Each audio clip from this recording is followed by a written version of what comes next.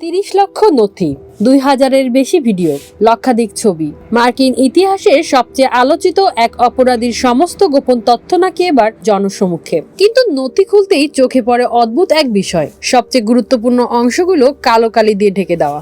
প্রশ্ন উঠছে, Jeffrey Epstein ফাইলসে কি সত্যি পুরো সত্য আছে, নাকি ক্ষমতাবানদের রক্ষার জন্য আজও কিছু নাম, কিছু গল্প ইচ্ছাকৃতভাবে আড়াল করা হয়েছে? এই ফাইলগুলো ঘিরেই এখন উত্তাল আমেরিকার রাজনীতি। ছড়িয়ে পড়েছে গুজব, দাবি আর ষড়যন্ত্র তত্ত্ব। আজ আমরা যাচাই করব গাল গল্প নয়, তথ্যের আলোকে, জেফ্রি অ্যাপস্টাইন কে ছিলেন, অ্যাপস্টাইন ফাইলসে আসলে কি আছে এবং কি নেই। ইতিহাসের অন্যতম কুখ্যাত যৌন অপরাধী জেফ্রি অ্যাপস্টাইন, তার অপরাধ, তার নেটওয়ার্ক এবং তার রহস্যজনক মৃত্যু, এই সবকিছু আবারও আলোচনায় এসেছে অ্যাপস্টাইন ফাইলস প্রকাশের পর। মার্কিন কংগ্রেসের নির্দেশে যুক্তরাষ্ট্রের বিচার বিভাগ সম্প্রতি প্রকাশ করেছে প্রায় 30 লক্ষ নথি, 2000-এর বেশি ভিডিও এবং 1,80,000-এর বেশি ছবি। তবে এই প্রকাশ নিয়ে শুরু হয়েছে নতুন বিতর্ক, কারণ অনেক নথিতে গুরুত্বপূর্ণ তথ্য কালো করে ঢেকে রাখা হয়েছে। আর এখানেই প্রশ্ন উঠছে, তাহলে কি সব সত্য সত্যিই প্রকাশ করা হয়েছে? অ্যাপস্টাইন কে ছিলেন?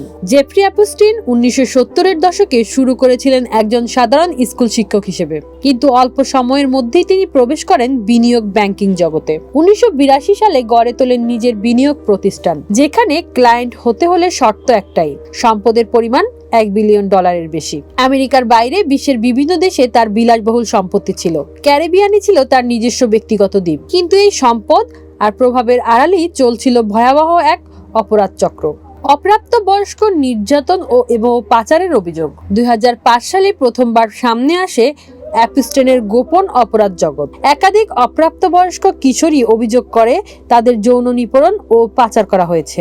অভিযোগ অনুযায়ী অ্যাপস্টাইন তার ব্যক্তিগত বিমানে করে ক্ষমতাবান রাজনীতিবিদ, ব্যবসায়ী ও সেলিব্রিটিদের নিজের দ্বীপে নিয়ে যেতেন। এই অভিযোগগুলো অত্যন্ত গুরুতর হলেও 2018 সালে অ্যাপস্টাইন পান মাত্র 13 মাসের হালকা সাজা। সমালোচকদের মতে এটি সম্ভব হয়েছিল তার প্রভাবশালী নেটওয়ার্কের কারণেই। প্রভাবশালী যোগাযোগ। অ্যাপস্টাইনের সঙ্গে সম্পর্ক ছিল বিশ্বের বহু প্রভাবশালী ব্যক্তির। তাদের মধ্যে ছিলেন ব্রিটিশ রাজ পরিবারের প্রিন্স অ্যান্ড্রু, সাবেক মার্কিন president Bill Clinton, Donald Trump, Bill Gates সহ আরো অনেকে। তবে নাম থাকা মানেই অপরাধ প্রমাণ নয়, এই বিষয়টি বারবার মনে করিয়ে দিয়েছেন তদন্তকারীরা।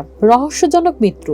2019 সালে বিচার প্রক্রিয়া চলাকালীন নিউ ইয়র্কের একটি কারাগারে অ্যাপস্টাইনের মৃত্যু হয়।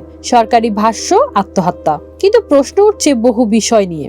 সিসিটিভি ক্যামেরা কাজ করেনি, ফুটেজের একটি অংশ নিখোঁজ, সেলমেটকে আগের দিন সরিয়ে নেওয়া হয়। একাধিক ফরেনসিক বিশেষজ্ঞ আত্মহত্যার ব্যাখ্যা নিয়ে সন্দেহ প্রকাশ করেন। এই কারণেই আজও অনেকের বিশ্বাস অ্যাপস্টাইনের মৃত্যু ছিল রহস্যজনক। অ্যাপস্টাইন ফাইলসে কি আছে?